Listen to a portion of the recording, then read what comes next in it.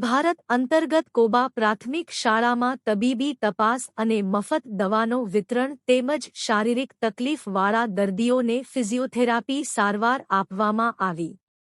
આ કેમ્પમાં વિદ્યાદીપ યુનિવર્સિટીના હોમિયોપેથી વિભાગના ડોક્ટર પિયુષ ગુજરાતી અને તેમની ટીમ દ્વારા કોબા ગામના નાગરિકોને ડોક્ટરે તપાસ કરી દવા અને આપવામાં આવી હતી। આ ઉપરાંત વિદ્યાદીપ યુનિવર્સિટીના ફિઝિયોથેરાપી વિભાગ દ્વારા ઘરે ઘરે જઈ દર્દીઓની તપાસ કરી।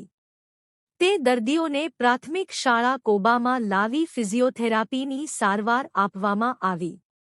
ફિઝિયોથેરાપી વિભાગમાંથી ડોક્ટર પ્રિસા ભગત અને ડોક્ટર મૈત્રી પરમાર અને તેમની ટીમ દ્વારા ખૂબ જ ચીવટપૂર્વક સારવાર આપવામાં આવી હતી।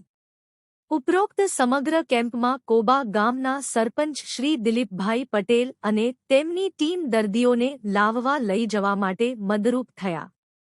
કોબા ગામના પ્રાથમિક શાળાના પ્રિન્સિપલ ડોક્ટર ધર્મેન્દ્ર પટેલ પણ કેમ્પને સફળતાપૂર્વક સુંદર બનાવવા માટે મદરૂપ થયા।